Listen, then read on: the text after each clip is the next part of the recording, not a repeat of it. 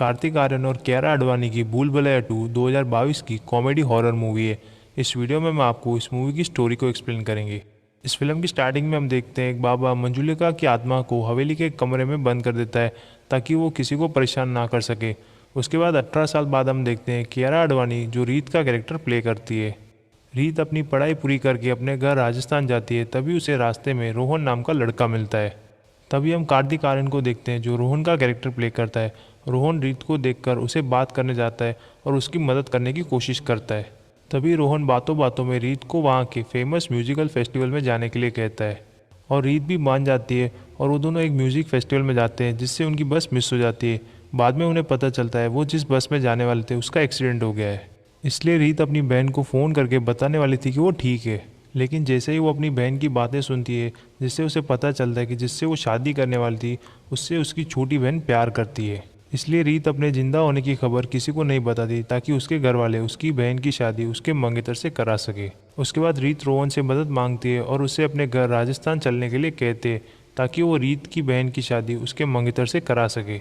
रोहन उसकी बात मान जाता है और रीत के साथ राजस्थान जाता है, लेकिन रीत उसे उसकी दूसरी हवेली लेकर जाती है जहां मंजुलिका को एक रूम में बंद कर दिया था। रीत हवेली की लाइट ऑन करती है और रोहन को अपने बचपन के बारे में बताती है। तभी वहां बाहर छोटा पंडित हवेली की लाइट ऑन देखकर ठाकुर साहब को, जो रीत के पिता है, और उनकी फैमिली को यह सब बताता है कि उसने भूतिया हवेली की लाइट ऑन देखी है, इसलिए सब लोग वहाँ देखने के लिए जाते हैं। तभी रीत सबको वहाँ आते देख छुप जाती है, लेकिन सब लोग रोहन को वहाँ देख लेते हैं।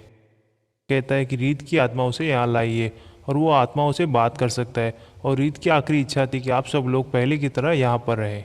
कोई उसकी बात नहीं मानता, लेकिन रीत की भाभी रोहन पर भरोसा कर लेती है और सबको उस हवेली में रहने के लिए मना लेती है। तभी हम देखते हैं टब्बू को, जो अंजुलिका का कैरेक्टर प्ले करती है।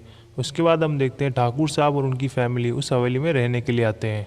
उसके बाद रीत रोहन को, उसकी फैमिली को, उसकी बहन और उसके मंगेतर की शादी कराने के लिए मनाने के लिए कहती है। उसके बाद रोहन ठाकुर साहब को रीत की बहन की रीत के मंगेतर से शादी कराने के लिए मनाता है और कहता है कि ये रीत की आखिरी इच्छा थी, इसलिए ठाकुर साहब उसकी बात मान जाते हैं। उसके बाद गांव का एक शाहूकार रोहन को उसकी माँ से बात कराने के लिए लाता है और उनसे छुपाए हुए सोने के बारे में पूछने के लिए कहता है।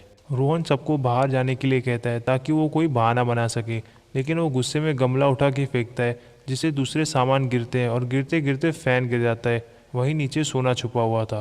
रोहन वो सोना लेकर बाहर आता है तो गांव के सब लोग उसे बाबा मानने लगते हैं और उसका नाम रूह बाबा रखते हैं। और गांव के सभी लोग रूह बाबा के पास अपनी परेशानी लेकर आते हैं और रोहन उनका फ़ायदा उठाता है। उसके बाद हम देखते हैं एक दिन रीत के चाचा और रोहन बैठ के शराब पीते हैं और नशे में वो दोनों उसी रूम के पास जाते हैं जहाँ मंजुलिका को बंद करके रखा था। तभी वहाँ रीत की भाभी अंजुलिका आती है और उन्हें रोकती है और मंजुलिका की कहानी बताती है। तभी हम देखते हैं फ्लैशबैक में अंजुलिका और मंजुलिका दोनों जुड़वा बहनें थी, लेकिन उनके पिता अंजुलिका को बहुत पसंद करते थे। इसलिए मंजुलिका को बहुत गुस्सा आता था और वो इसलिए उन दोनों से दूर रहने लगी और उसने काला जादू भी सीखना शुरू कर दिया था। लेकिन जब वो दोनों बड़े हुए तो मंजुलिका ठाकुर साहब के लड़के से प्यार करने लगी, लेकिन ठाकुर साहब का लड़का अंजुलिका को पसंद करता था और वो उससे शादी करता है। ये सब देखकर मंजुलिका को बहुत गुस्सा आता है और मंजुलिका उसे मारने की कोशिश करती है, लेकिन अंजुलिका अपने बचाव में गलती से मंजुलिका को ही मार देती है। उसके बाद मंजुलिका की आत्मा यहाँ भटकती है और उसने ठाकुर साहब के लड़के को भी छत से गिरा दिया, जिससे वो कोमा में चले गए।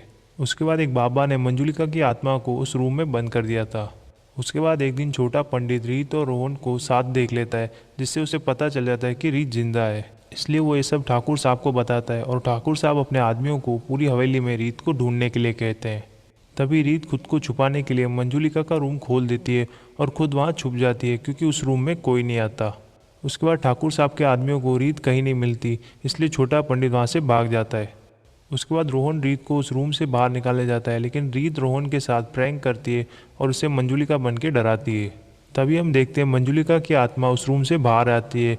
उसके बाद वो सबको परेशान करती है, जिससे सबको पता चलता है कि मंजुलिका बाहर आ गई है। इसलिए सब लोग डर जाते हैं और रूह बाबा यानी रोहन को उससे बात करने के लिए कहते हैं।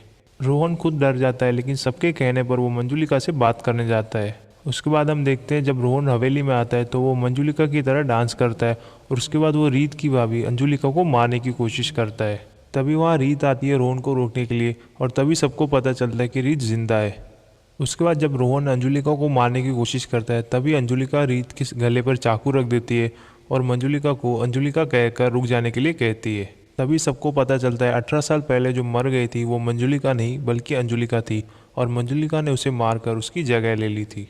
तभी अंजुलिका की आत्मा वहाँ आती है और वो रोहन को थैंक यू कहती है क्योंकि अब तक रोहन जो भी कर रहा था वो एक नाटक था मंजुलिका का सच सामने लाने के लिए। उसके बाद अंजुलिका की आत्मा मंजुलिका को उस रूम में ले जाकर मार देती है और ये मूवी यहीं पर ख़त्म हो जाती है।